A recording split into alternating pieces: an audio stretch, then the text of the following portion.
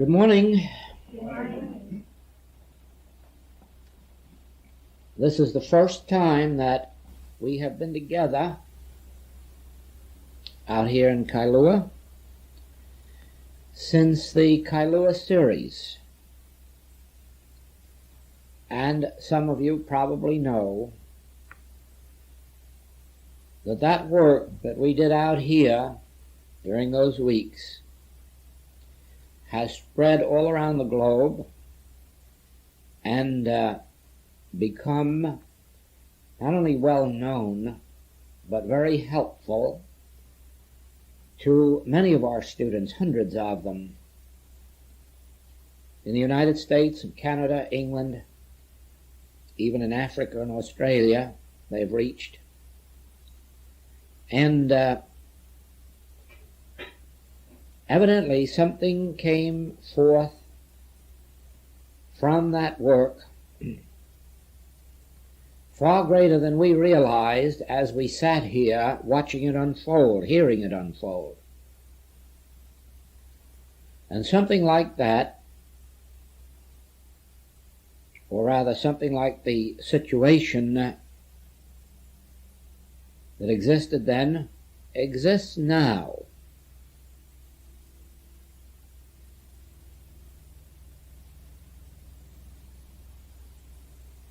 As you know, I am not personally inclined toward the teaching work. I try to avoid it wherever and whenever I can. I keep away from as many classes as I can.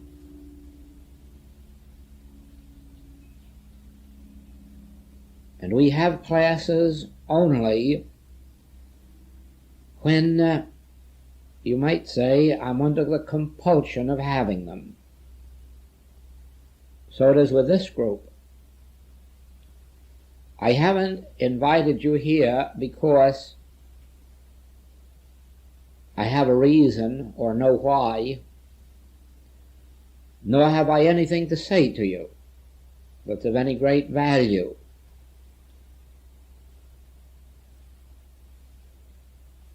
This group has evolved like the Kailua group, the first Kailua group evolved. I guess like Topsy, it just growed.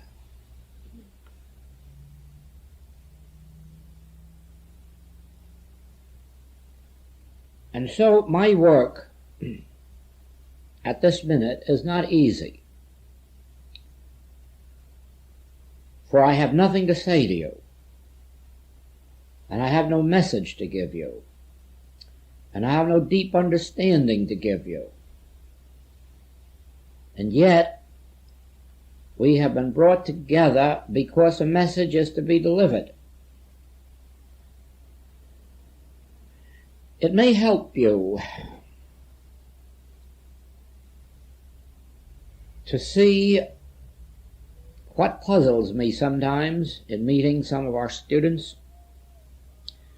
and other metaphysical students whom I meet around the world, and learn from them that they have a very deep understanding of truth. It's something I've never had, and something I wouldn't know how about attaining. But I meet these people all the time that have it. And I wonder sometimes what they do with it.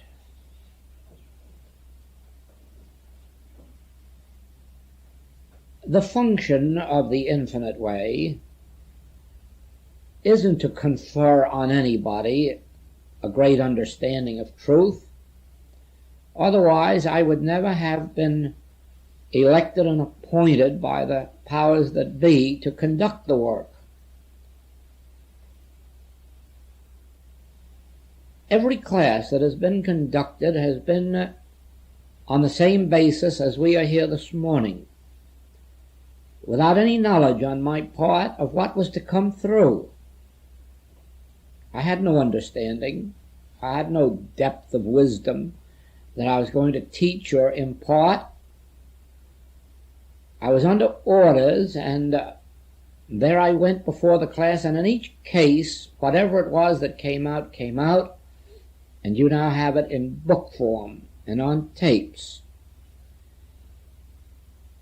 This very much is the infinite way approach to life and to truth. To hold ourselves empty of knowledge and empty of understanding.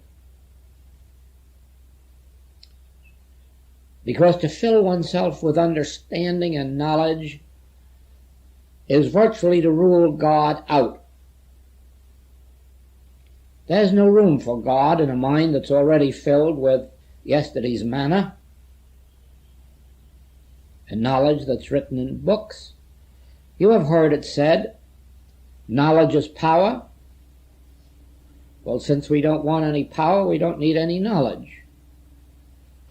And certainly we don't want any power. We don't want any power over each other. We don't want any power over the people of this world.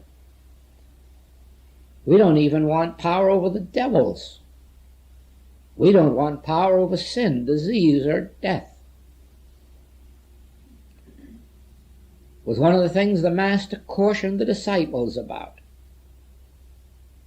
Don't say that you have power over the devil in my name. Just be grateful your names are written in heaven.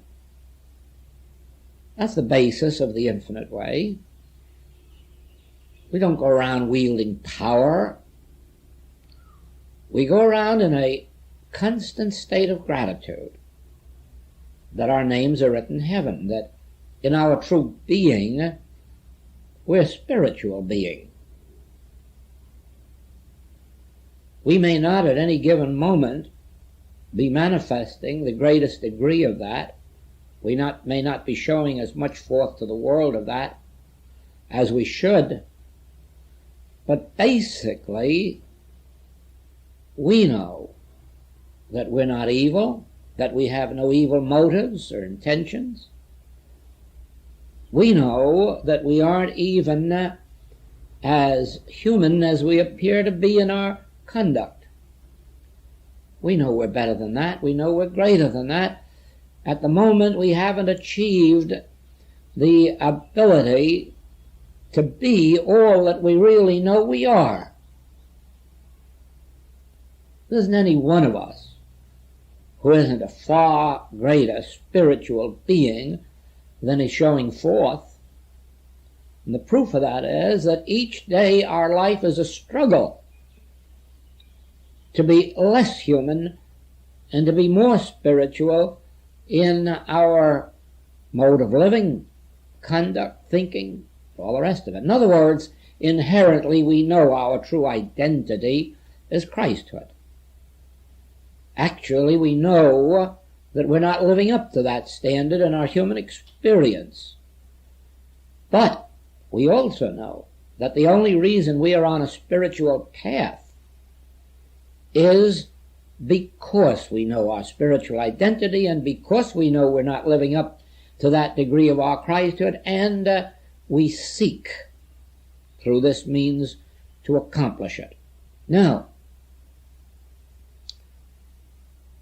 there is no great understanding, there is no great wisdom that is going to help you or me or any of our students accomplish this. Truth itself is very simple. Unless you become as a child, you'll never know truth, because it isn't given to the wise man to know truth. The things of God are foolishness with wise men, and all wise men are fools in the sight of God. Truth, if it is truth, is so simple that you can explain it to a child. And if you can't explain it to a child, be assured of this, it isn't truth. It's some man-made wisdom.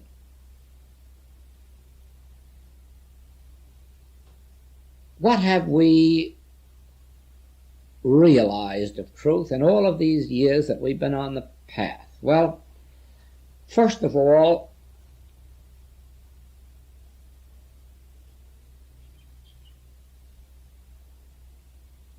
the years of demonstration have proven the truth of this Bible passage. Where the Spirit of the Lord is, there is liberty. That's not a very profound truth. It doesn't take a learned man to grasp that. Simple people, uneducated people, young people can grasp that. Where the Spirit of the Lord is, there is liberty. Now just think that in that one statement you have an explanation for all the evil there is in the world. And yet the most profound scholars are devoting themselves to discovering the reason for evil on the earth. People are going through years and years of university study trying to find where evil comes from. People are trying, well, they're getting their PhDs in philosophy and trying to account for evil, for error. And in one simple verse, you have the whole answer to the whole of error. Where the Spirit of the Lord isn't, there is error. And that's as simple as it is, and it's demonstrable. It is demonstrable. Let me show you what I mean. Every one of our students who has accomplished any healing work at all has proven that one statement. Let there be a sick or poor or sinful person come to one of our students for help, and earnestly and sincerely desire it. And you would find that this student would more than likely say, certainly, I'm happy to help you, and then sit down and meditate. There'd be no profound discussion of truth.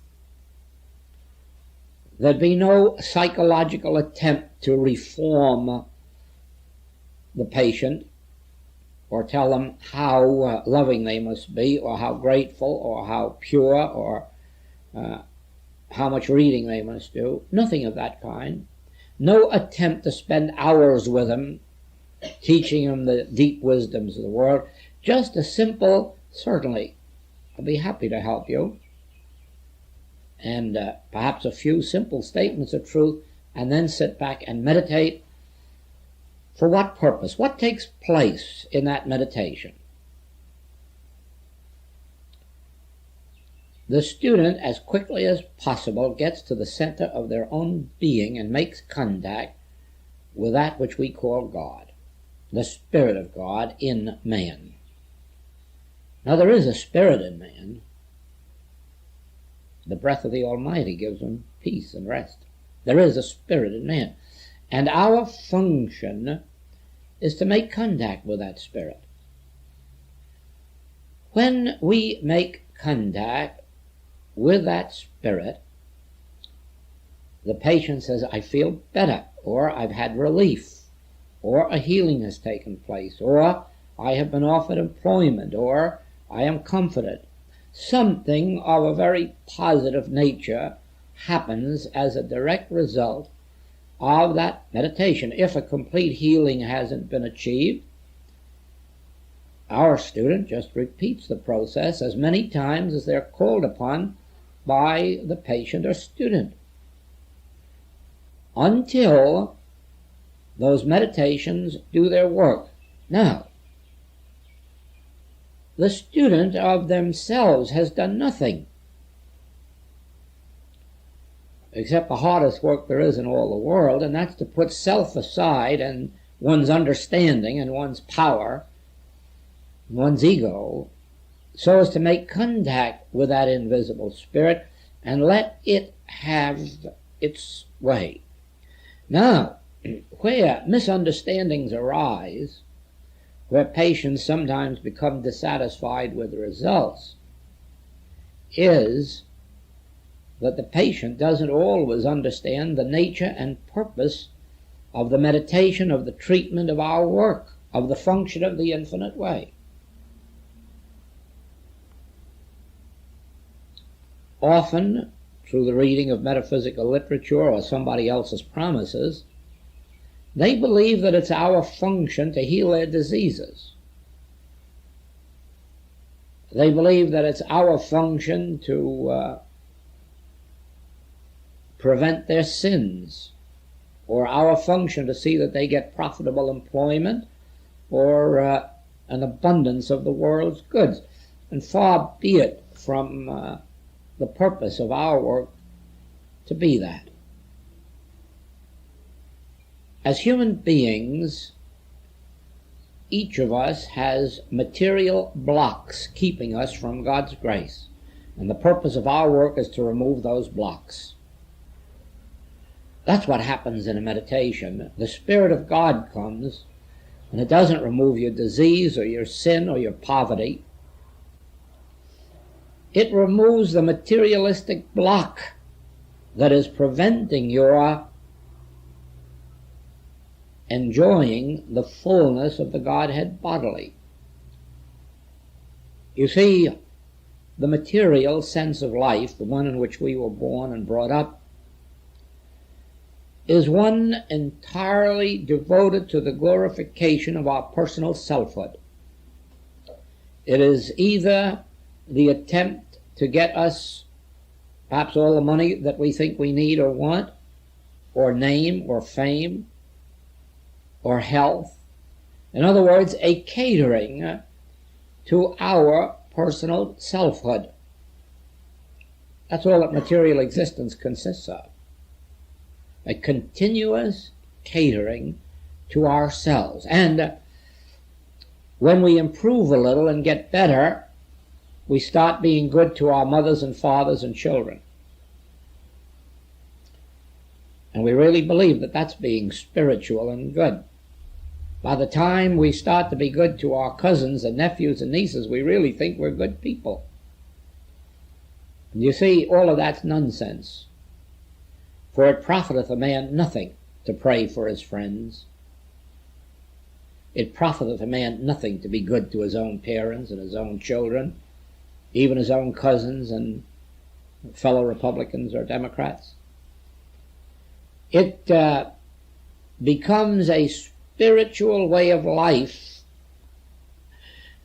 when we can pray that God's grace illumine human consciousness, whether it's our friends or enemies, whether it's our relatives or your relatives. It becomes a spiritual activity when we are willing for the sinners of the world to be forgiven their sins. Whether or not we can forgive them is of relative unimportance. What counts is that we be willing that God's forgiveness and God's grace touch them. Now, the function of our meditation is, first of all, to purify ourselves of self, selfishness, self-righteousness, self-ego, patriotism, all these things in which crimes are committed. Then our meditations are to eliminate, to dissipate personal sense in the patient or student who comes to us. It is to dissolve the grosser elements that make up material or human living. Then, when these changes have taken place in our own consciousness so that we're softer, more mellow, less demanding, more forgiving, more generous, not in the sense of giving more dollars, but in the wider circle to which we give those dollars. When those changes begin to take place in us, the sins of the body and the diseases of the body and the lacks of the body begin to disappear. No one spiritually can just heal another physically. I'll qualify that. It does often happen that a person comes to a spiritual healer for help and gets it without there being any immediate sign of a change in their disposition or character or characteristics. But actually that isn't so. If you watch that person over the next years, you'll see that a change has taken place in them. Either that or they will revert to their previous condition. The Master covered that when he said, "Neither do I condemn you, but go and sin no more, lest the worst thing come upon you." Now we have seen this many times in our work, that people have come to us for physical healings and received it with no apparent change in their spiritual or moral fiber, and then shortly either reverted back to the same disease or something just as bad and sometimes worse. In other words, they benefited from the degree of the consciousness of their practitioner, but they didn't hold to that benefit. They went back to their grossness or materiality or selfishness and lapsed back into whatever the discords were. Because remember this was our basis this morning: where the Spirit of the Lord is, there is liberty. And so, if we, through our meditation, can bring to your consciousness the Spirit of the Lord will free you from material sense, from these forms of ego. Now, all forms of ego aren't humanly bad. Some of them are humanly very good, but they're spiritually destructive. It is, just for an example, you might take the subject of mother love, which sometimes is as destructive to the child as mother hate would be, because it isn't love at all. It's a human sense of love, very often, that would protect the child from all of the discords and inharmonies and trials and tribulations of life.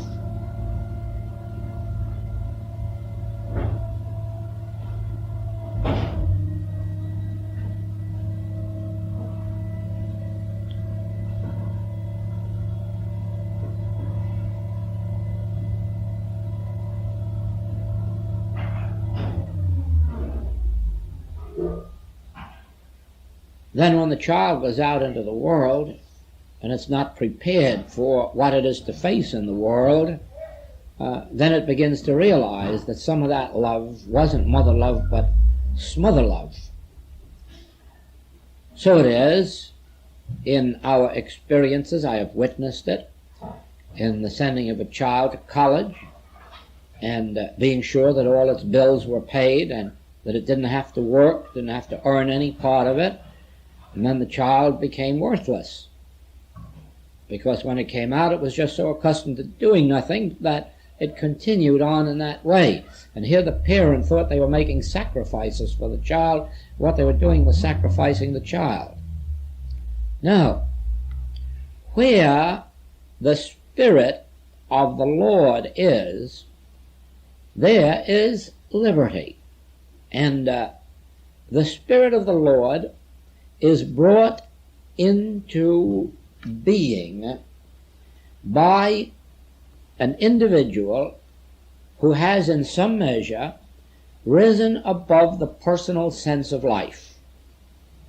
That is, when an individual is no longer living for their own sakes. I mean by that to make money for themselves or for their families or for personal gain or for personal fame or for any personal reason, but has come to a state of consciousness when they are devoting themselves, even in a measure, to the stranger, the wayfarer, the seeker, that individual is able to bring to light the Spirit of God. The greater the degree of their own rising above the personal sense of life, the greater degree of the Spirit of God do they bring into experience. The Master illustrated that, first of all, in saying that in order to gain your life you must lose it, and then showing that he himself was willing to lose, to sacrifice the physical sense of life for what he thought or believed was to be his demonstration of immortality, the example that was to set the world free. Now, it makes no difference whether he at that moment succeeded in convincing many people, or whether there have been many or few convinced since then. It is a fact that ultimately every knee will bend to that experience of the crucifixion. Ultimately, everyone will see that the life of Jesus Christ was not forfeited, but that in forfeiting his sense of physical life, he demonstrated the extreme function of brotherly love and exhibition of immortality. Now, it isn't a profound or deep understanding or knowledge of truth that makes this demonstration. It is the simple understanding that anywhere that the Spirit of the Lord can be made evident, victory, immortality, health, harmony, wholeness, completeness, perfection can be made evident. In other words, it would really make no difference if you were on a battlefield or in the midst of a depression.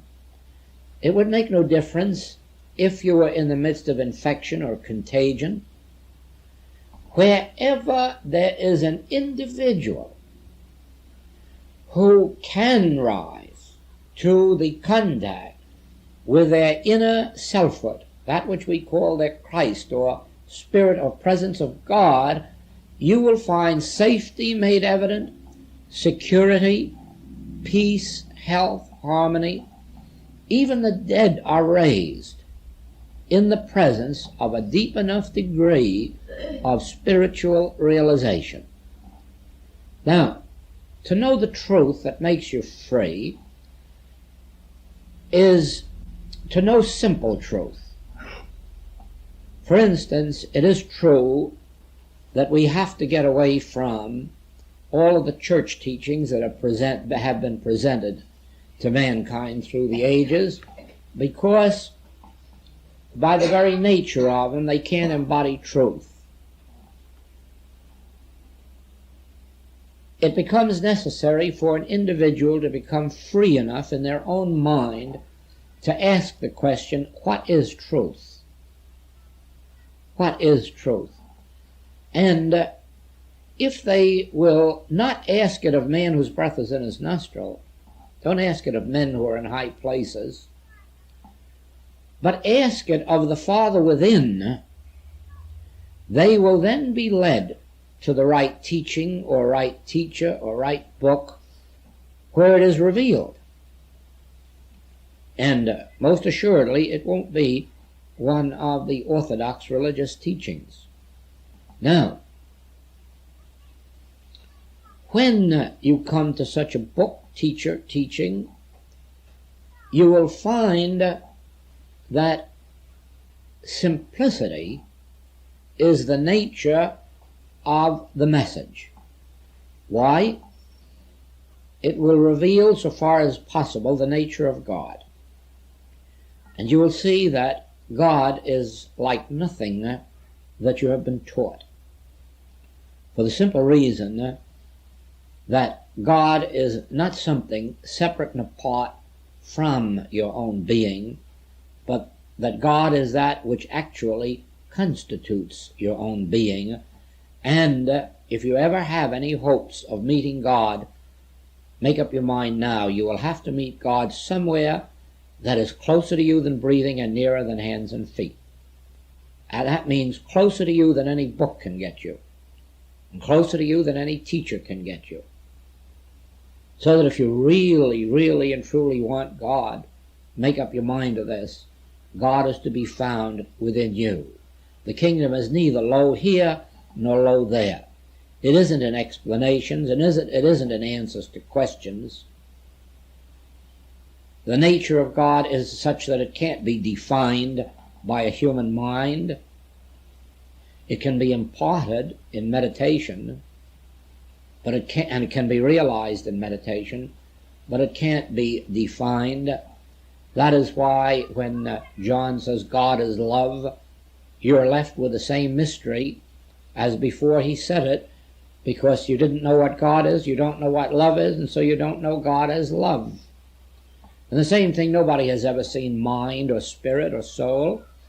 And so when you're told that God is a spirit, you don't know any more than you did before, or when you're told God is soul. When you're told that God is the life of you, you don't know what it means. You not only haven't seen your own life, but if you went out in your garden and picked all the plants to pieces, you wouldn't see life there either. All you would see is the product of life, the result of life, the fruitage of life. And so it is to search around in the realm of the human mind to understand God is nonsense. But to be able to settle down within and realize that God isn't knowable by or to or through the human mind. It's a spirit that reveals itself within you, an awareness that reveals itself within you. Then from then on it becomes necessary to be patient, to learn to abide within yourself and let God reveal itself to you. There is no record that the Buddha was taught by anybody what God is, or that Jesus was taught by anybody what God is, or that Elijah was taught what God is, or that Moses was taught by any man what God is. To each of these people it was revealed within themselves what God is. And so it is with us. Nobody is going to reveal to us what God is. No. Putting down that God is life, truth, love, putting down that God is a spirit, that isn't telling you a bit what God is. It's just giving you a lot more words to memorize, words of which you have no knowledge. And so the safest thing to do is to accept the fact that you will be told by every true spiritual teacher that you must know God. To know Him aright is life eternal. Every true spiritual teacher will tell you that. You must know God. To know Him aright is life eternal. But each one will tell you the same thing. The kingdom of God is neither low here nor low there, but within you. And that is where you must come face to face with your God or your truth. And that's why there's nothing profound about truth. It's simple. Now, the moment you begin to believe that you know it, that is when you are allowing knowledge to usurp the place of God itself. And as to choosing between knowledge and God itself, take my word, take God. Now, in our unfoldment, which we call the message of the infinite way, you will notice that a great deal of attention is paid to the subject of the nature of error. Now, there's nothing deep, and there's nothing profound, and there's nothing mysterious about the teaching of the nature of error. But I will say this to you, it's necessary. Why is it necessary? Because regardless of what your approach has been to the religious life, regardless of what your background has been, you have accepted a universal belief that there are two powers, God and devil, or God and Satan, or good and evil, or immortal and mortal. And you have been told or taught that while actually God is the greater power and can do things to error, it very seldom does. And that's why we go through a life of sin, disease, death, lack, limitation, wars. It isn't that God couldn't stop them, but God in his inscrutable wisdom doesn't. Which, if you're a thinker, is about as near pure nonsense as you can get. Be assured that if God is love, and if God had the power to stop sin, disease, death, lack, and limitation, there wouldn't be any on earth. Now, as a matter of fact, God is able to stop sin, disease, death, lack, and limitation, and God does in the life of everyone who realizes God and no one else. Where the Spirit of the Lord is, there is freedom. And I defy anyone on the face of the globe to bring me a man or a woman who has realized God and is still suffering from sins, diseases, deaths, and the horrors of human experience. Not that we don't all pass from human sight, but that's a long way from being death. Now,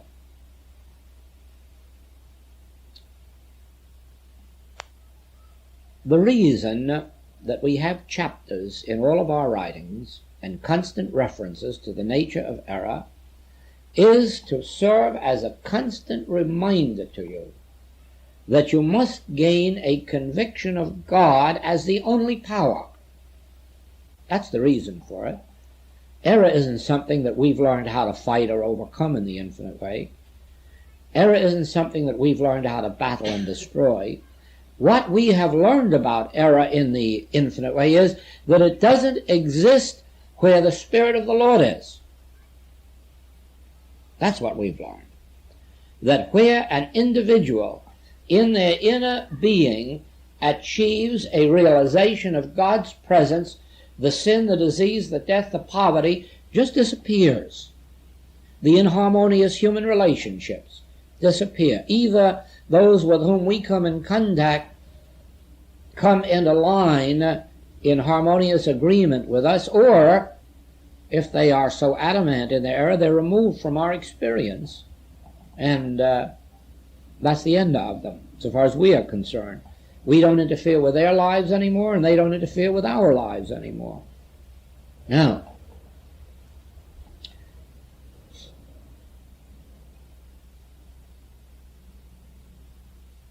the simplicity of this is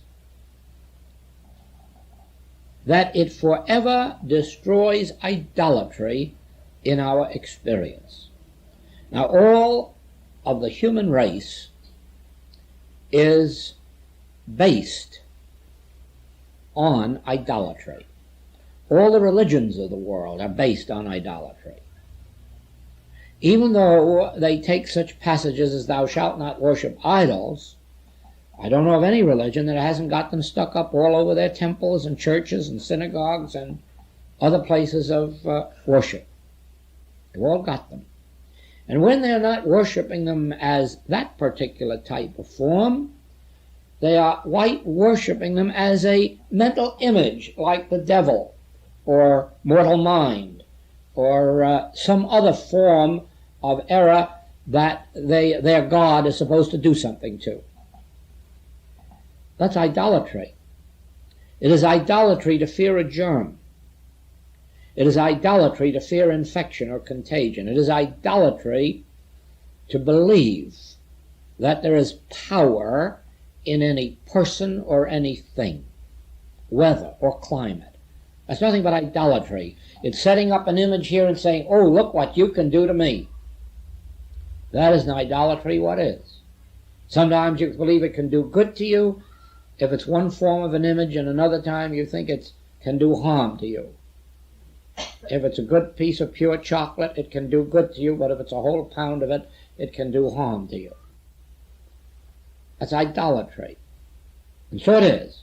If a germ is in one form, it can be contaminating and dangerous, destructive. If it's another form, it can be a remedy for the same disease. Might be the very same germ, but it's a remedy for the same disease that in another form it was destructive. And I don't know where human ingenuity leaves off. But the point is this. In the human picture, that's all true. In the human picture, there is good and evil. In the human picture, aspirin does heal. Miracle drugs sometimes heal, sometimes kill. In the human picture, there are good climates and bad climates. But strangely enough, there is no climate that's good to everybody and no climate that's harmful to everybody. Every climate is both good and evil. You will find people right here in these islands raving about the wonders of this magnificent climate, this paradise of the Pacific, and then you will find people all up and down this island suffering from the harmful influence of the weather here and the weather there in different, and then they ultimately have to leave the islands because the weather wasn't right. The climate wasn't right. It's nonsense, but in the human picture, it is a fact. Now, what takes the fact out of the human picture? The conscious realization of God. That's what does it. Nothing else does it. It's foolishness to go around making affirmations that food has no power, climate has no power, infection has no power, contagion has no power, depressions have no power. Sort of nonsense. They do. And as long as it's a human picture, they'll have power. But they have no power and they have no presence. They don't even exist where the Spirit of the Lord is realized. And that is why one of our practitioners can go before any form of sin or disease or lack or limitation or unhappiness, where there is a sincere and honest desire to come out of it. Our practitioners must succeed because they can bring the Spirit of the Lord to bear on the situation. Their lives are so dedicated, they've so far left behind self-seeking, that they can bear witness to the presence of God and bring these changes in human experience, but only in proportion to the patient's willingness to accept the presence of God. Because this I have learned in my travels up and down the world, everybody would love to get rid of disease and wars. The only thing they don't want to get rid of are their own qualities that perpetuate sins and diseases and wars. Those they would like to hug and hold. Most of them would still love to go on being patriotic Americans and patriotic Japanese and patriotic Germans and patriotic Russians and wipe everybody else off and mold everybody else to their will. Most everybody in the world wants more of the world's goods without any consideration for who may harm or suffer because of the good that they are seeking. That's the human picture. That is a catering to personal self and all guises and disguises. There wouldn't be any religious warfare in the world if all the Catholics could just wipe out all the churches and embrace us all in the loving folds of Mother Church. And I'm sure that it's true of the other churches. There'd be no trouble with them if they could just wipe out the Catholic Church and embrace everybody in the loving arms of their conviction. But you don't hear it said, let's all give up our convictions and throw it all in the middle of the pot and just accept God. No, and when you propose it, you will see where the human scene comes in. Oh, no, not let's accept God. That will wipe out the very thing we're trying to perpetuate. Now,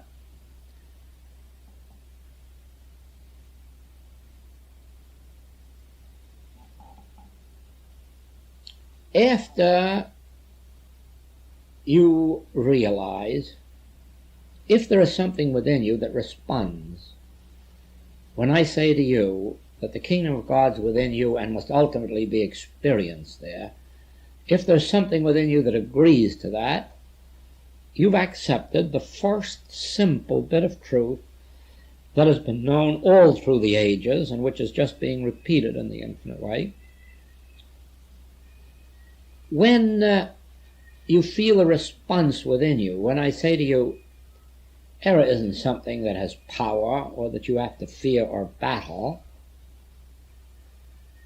It is something you can well forget if you will turn your whole attention toward realizing, have an actual experience of God within you.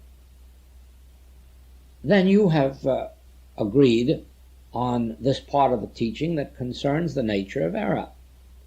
Once you have seen that a realization, an experience of God within you dispels anything that's in the nature of error, you've agreed with us on the teaching, and you see that there's nothing deep about it. It's just acknowledging that error in and of itself would have no power. It is only that in the absence of God that we have to set up these two powers to war with each other. When you've accepted those two, you're ready for the next step. What is prayer? Because it is through prayer that you make contact with God. It is through prayer that you live and move and have your being in God. Prayer is the connecting link between our human identity and our spiritual identity. Prayer is the mode that dissolves our humanness into our divinity. And so you come to the question, if prayer is the answer, what is prayer? Now, teaching is a strange thing because sometimes you have to teach the negative in order to arrive at the positive. And this is particularly true with prayer. Because since everybody has some idea of what they think prayer is, there is no way to teach prayer to them until they get rid of all those ideas. And the most important thing is to remember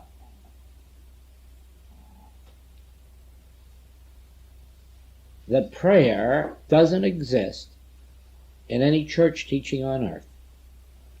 No prayers have ever been said in a church. Prayer has never been used in a church except by individuals who went there and sat in the silence. Prayer has never been read from a platform or a desk or an altar. Prayer has never been voiced from any church platform in the history of the world. And the reason is this. Prayer has no words. You can't pray in words or thoughts. And until you overcome the use of words or thoughts, you are not in prayer. Now, that's simply stated, but if there is a difficult part of a true truth teaching, that is the one. There is the difficulty. To arrive at the ability to pray, which means to arrive at the ability to overcome the use of words and thoughts. Now, I speak to you, remember, out of 27 years in this work, God cannot be reached through the human mind. If you want, you can write that down and paste it up in your mirror. God cannot be reached through the human mind. So regardless of how noble your thoughts, you are far from reaching God. You can't reach God with words. You can't reach God with thoughts. There are no thoughts so noble that they will get you into the kingdom of heaven. The human mind itself cannot be used as an entrance to God. God can use the human mind through which to reveal himself to you. God can impart himself to you in words and thoughts, but you can't use words and thoughts to reach God. God can use words and thoughts to reach you. You cannot use your mind to reach God, but God can reach your mind. God use your mind to reach you. The mind is an avenue of awareness. It's an instrument. It's an instrument through which you can open yourself in a sense of receptivity. And then God can flow in, with or without words and thoughts, and impart itself to you. But you can't use words or thoughts to reach God. A state of receptivity is the attitude that you might use if you were trying to remember something that you'd forgotten, as if you were reaching back into some depth of you where you knew this forgotten thing was that you were trying to recall, address, telephone number, name. And the more you reach back, the more you reach into that place where it is, and then this thing that you've forgotten, but which still was embedded within you, would come to light again. Well, that is much the same as your attitude in prayer. An even better description would be the attitude of a composer, settling down into quiet and peace and waiting for the inspiration to flow into him in the form of new melodies. Or an artist completing one work and having no idea of what was to be done next, who learned to be in the habit of peacefully resting and waiting. And then all of a sudden, his next picture comes before his eyes, or his next sculpture, or his next piece of architecture, or whatever it is that he's waiting for. It pops into him from the nowhere. If you get very analytical and try to understand it, you might learn from some psychologist that it comes from the subconscious. But since no psychologist has ever seen a subconsciousness or put their fingers on one, it's really a name given to something that they don't understand any more than we do when we say become receptive to the Spirit. Since we haven't seen or touched the Spirit, we don't know what it is. But we become receptive to it. So under any other name, remember, there is an infinite aspect to your nature into which you can reach, and out of which will come things that you do not humanly know. They can come as spiritual truths, or they can come as new music, they can come as new poems or stories or art, they can come as inventions, discoveries, ideas. Those achieve the greatest degree of success in life, who have the greatest capacity for reaching back into that unknown area of themselves and letting it come through. And so with us. Prayer is actually opening ourselves to an inflow from where we say God, spirit, soul, consciousness. Actually, it's the depths of our own inner, unknown, infinite being. And we're reaching back to let it spring up into our awareness and tell us things that we never knew before. In other words, to impart itself, its presence, and its power to us. Let nobody doubt this, that God is infinite, omnipotent, omnipresent, eternal, immortal, indivisible. And because of this, where God is, there is nothing left of a destructive, injurious, finite nature. Therefore, the only getting that we have to do isn't deep understanding or a lot of knowledge out of books. The getting that we have to get is an awareness, a realization of that presence. For where it is, error just isn't. Discord evaporates into nothingness in the presence of this Spirit. Now, the 91st Psalm well says that 1,000 may fall at your left and 10,000 at your right, but it will not come nigh your dwelling place. If you live in this dwelling place, if you dwell in the secret place, in this place of inner grace, and Jesus repeats this in the 15th chapter of John. Many people overlook this. He says that if you abide in this word and let this word abide in you, you'll bear fruit richly. But he says if you don't, you'll be as a branch that is cut off and withereth.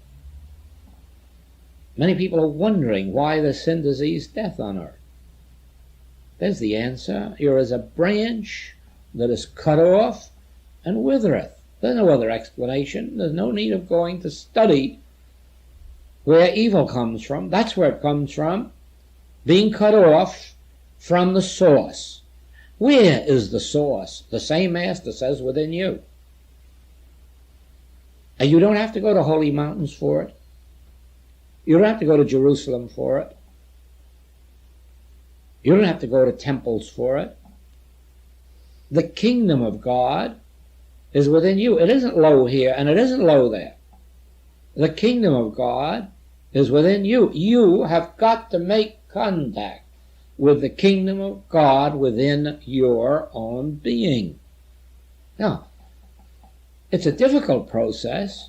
It's one requiring patience, but it's not an impossible one. It has been achieved by many. Harmony is a natural goal for all of us.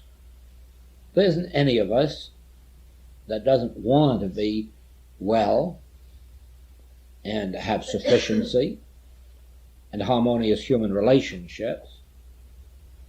But very often the reason we don't accomplish them is that that's all we want. And we can't attain them because we haven't enough human wisdom or human power to get them and make them stand up. Oh yes, one man has the ability to get $1 billion, but then he doesn't have the ability to hold on to a stomach that can digest the food that he can buy with $1 billion. Another man has the ability to get a healthy body, and then when he's got it, look at the wreck of him, with no mentality and with no soul to live on, and all he's got to show you is a hulk of flesh. And that disintegrates too, because the minute you cut yourself off from the spiritual source, even the finest physical body disintegrates. That's why many of these great athletes are old men before they reach middle age, because the body disintegrates so rapidly when there's no soul contact, and they go to pieces. That is why it is possible, really and truly, to build the body beautiful, and then, long before middle years, watch it fade out before your very eyes. Why? Because it has no contact with its real essence, which is the soul. And the Master exemplified this in, man shall not live by bread alone, but by every word that proceedeth out of the mouth of God.